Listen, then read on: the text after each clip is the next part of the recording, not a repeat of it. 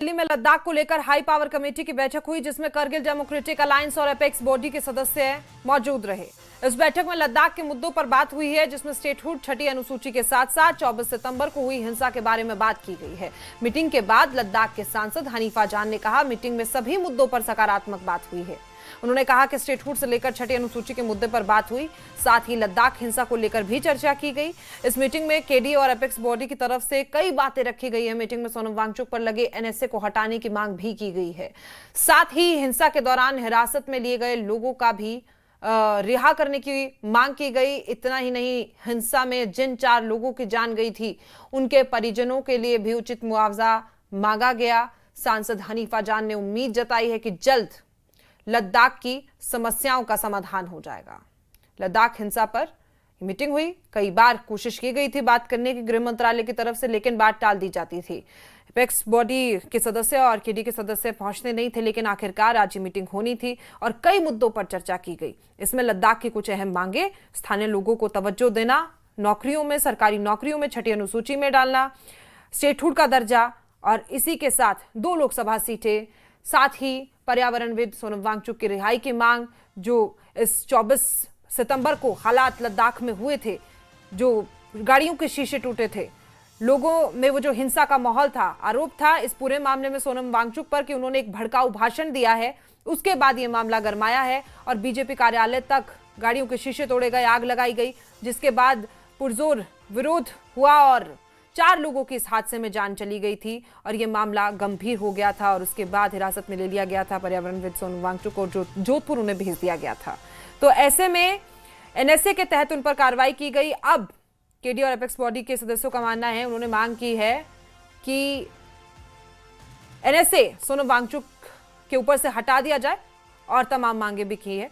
खुर्रम शहजाद हमारे सहयोगी इस खबर पर ज्यादा जानकारी के साथ हमारे साथ मौजूद है। खुर्रम, क्या लगता है कि ये मांगे बात रखी गई? हमने अपने दर्शकों को बताया कि लगभग सारे मुद्दों पर बात की गई है। अब इन्हें कितनी जल्दी मान लिया जाएगा? केंद्र सरकार की तरफ से जवाब क्या है?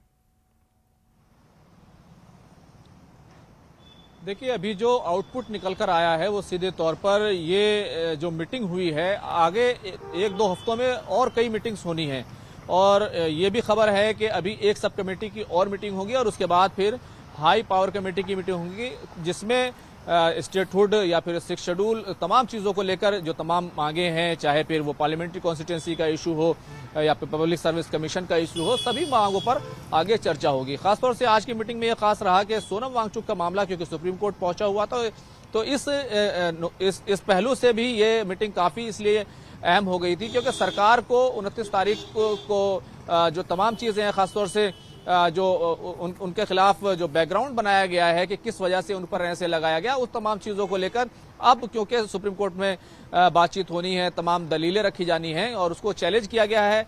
अभी खबर ये आई है कि सोनम वांगचुक ने अपना रिप्रेजेंटेशन भी एडवाइजरी कमेटी को दे दिया है। तो अब इस पूरे मामले पर सरकार का क्या रुख रहने वाला है, ये एक अहम पहलू है क्योंकि मीटिंग के अंदर ये कहा गया कि सोनम वांगचुक और उसके अलावा जो तमाम डिटेनी हैं, क्योंकि 25 से 30 लोग और लोग अभी हिरासत में हैं, तो उन सभी को छोड़ दिया जाए। तो ये एक बड़ा अहम पहलू है और अगर देखें तो एक तरीके से ये बातचीत जो है पटरी पर लौट रही है। अब सरकार का रुख क्या होगा, ये एक अहम बात है। हालांकि सोनम वांगचुक का मुद्दा जब उठाया गया, डिटेनीज का मुद्दा उठाया गया, तो ये कहा गया कि ये तमाम बातें हम जो अपर अथॉरिटी है उन तक हम पहुंचा देंगे। कोई आश्वासन फिलहाल इस पूरे मामले में नहीं दिया गया है, लेकिन आगे कई मीटिंगों को लेकर सभी लोग जो है सकारात्मक थे, सभी खुश थे। खासतौर से एमपी जो हनीफा जान है, सजाद करगली है, इन्होंने न्यूज़ 18 से बात की और कहा कि वो मुतमईन है और आगे जो बात होगी वो काफ़ी बेहतर होने की उम्मीद है। उसके कुछ नतीजे जो है निकलकर सामने आएंगे। खुर्रम, देखिए, सांसद हनीफा जान की तरफ से लगभग सारे मुद्दे उठाए गए। एक आपकी तरफ से भी अगर दर्शकों को बता दिया जाए, जिन मुद्दों पर तवज्जो ज्यादा रखा गया था वो कौन कौन से थे? क्या सबसे पहले सोनम वांगचुक की रिहाई को लेकर बात की गई थी या फिर लद्दाख के बारे में बात की गई थी? और अगर समय लगता है, क्योंकि पहले ही बयान सबके सामने आ गए थे कि सकारात्मक रहने वाला है, उसी तरीके से नतीजा निकलकर सामने आया कि सारी बातें हमने की। आप क्या कहते हैं खुर्रम?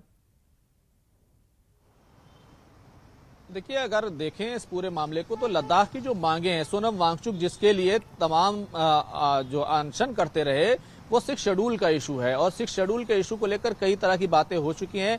हालांकि इससे पहले भी जब बातचीत हुई थी उसमें भी 6 शेड्यूल का इशू आया था, जब बातचीत फेल हो गई थी। लेकिन उसके बाद फिर से हाई पावर कमेटी बनाई गई और उसमें जो है इन तमाम बातों को मान लिया गया कि 6 शेड्यूल पर भी बात होगी, स्टेटहुड पर बात होगी। ये नहीं कह सकते कि किस इशू को जो है पहले उठाया गया। तमाम ही मांगे जो है वो इम्पोर्टेंट है। अगर देखें तो जहां सोनम वांगचुक और डिटेनीज का मसला जो है इम्पोर्टेंट है, क्योंकि लद्दाख के लोग उनके साथ जुड़े हुए हैं और साथ ही साथ जो लोग जिनकी मौत हुई है उनको कंपनसेशन देने की बात की जा रही है। लेकिन लद्दाख की जो मांगे हैं, जो 4 पॉइंट एजेंडा है, वो जो है मुख्य तौर पर उस पर बातचीत हुई है। इनको छोड़ने की भी बात कही गई है और कंपनसेशन देने की भी बात कही गई है। लेकिन जो मुख्य मुद्दे थे, मुख्य मांगे थी, लद्दाख को 6 शेड्यूल मिले, सेफ गार्ड मिले, वहां पर पब्लिक सर्विस कमीशन बनाया जाए, स्टेटहुड की मांग जो है वो जो की गई थी, और इसी तरीके से पार्लियामेंट्री कॉन्स्टिट्यूंसी का जो मामला है उस पर बातचीत आगे बढ़े। बेसिकली सीधे तौर पर इसी पर बातचीत हुई है और आगे की मीटिंगों को ये लेकर कहा गया है कि बातें जो है गृह मंत्रालय के अधिकारियों ने खूब अच्छे तरीके से सुनी है और इसके बाद एक बार फिर से जो है मीटिंग शेड्यूल की जाएगी। खुर्रम, ये निकलकर सामने आया कि इतना वक्त क्यों लग गया बातचीत करने में, क्योंकि गृह मंत्रालय की तरफ से बार बार तारीखें दी जा रही थी लेकिन उन्हें एक्सटेंड किया जा रहा था। लेकिन आखिरकार अब मुलाकात भी हुई, बात भी हुई, कह भी रहे थे कि सब कुछ ठीक निकलेगा, लेकिन बात वहीं फंस जाती है कि इतना समय क्यों लगा दिया गया फिर? 24 सितंबर को जो हिंसा हुई थी उसके बाद 25-26 तारीख को एक मीटिंग बुलाई गई थी, बिल्कुल इसी तरह की कॉन्फिडेंस बिल्डिंग वो मीटिंग थी जैसी आज मीटिंग है। लेकिन क्योंकि लेह में 4 लोगों की मौत हो गई थी और वहां पर फिर पुलिस एक्शन शुरू हो गया, उसके बाद जो गतिरोध था वो शुरू हो गया। लेह अपेक्स बॉडी ने कहा कि हम बातचीत नहीं करेंगे जब तक सरकार की तरफ से जो एंटी नेशनल वाला इशू है, जो फॉरेन फंडिंग वाला इशू है, फॉरेन कनेक्शन वाला इशू है, इन तमाम चीजों को लेकर लेह अपेक्स बॉडी पीछे हट गई थी। और उसके बाद करगिल डेमोक्रेटिक अलायंस के जो लोग दिल्ली आए हुए थे उन्हें भी कहना पड़ा कि वो भी सरकार के साथ बातचीत नहीं करेंगे।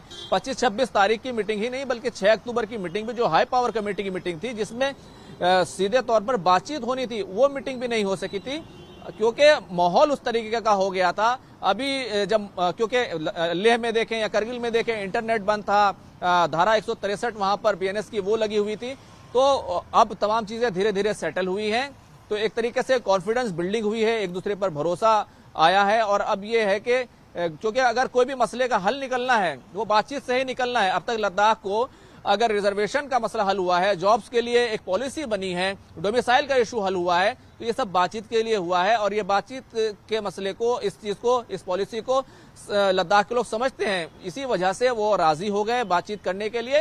हालांकि उन्होंने अपनी मांगे जो थी वो मांगे रखी, सरकार ने उनको सुन लिया है, लेकिन फिलहाल कोई आश्वासन नहीं दिया है। सरकार उस पर आने वाले वक्त में उस पर फैसला ले सकती है। जी, बहुत शुक्रिया आपका जानकारी देने के लिए खुर्रम। तो देखिए, ये मीटिंग होनी थी और उसके बाद कुछ सकारात्मक नतीजे निकलकर सामने आए हैं। पहले से ही ये कहीं ना कहीं मान के चला जा रहा था कि पॉजिटिव रिस्पांस ही रहेगा और ऐसे में आखिर में हुआ। लेकिन कुछ अहम मुद्दे थे, जो स्टेटहुड का मुद्दा है, छठी अनुसूची में डालने का मुद्दा है, और 2 लोकसभा सीटों का, साथ ही साथ मुआवजे की मांग, जिन लोगों ने इस हादसे में अपनी जान गंवाई, ये तमाम बातें सांसद हनीफा जान की तरफ से भी रखी गई, केडी अपेक्स बॉडी के सदस्यों की तरफ से भी रखी गई। और अब उन्हें लगता है कि केंद्र सरकार की तरफ से जल्द इस मामले में जवाब आएगा और जो जवाब आएगा वो पॉजिटिव ही होगा। लगातार बातें होती रहेंगी, बैठकों का दौर जारी रहेगा और लगातार आप तक हर सूचना पहुंचाई जाएगी।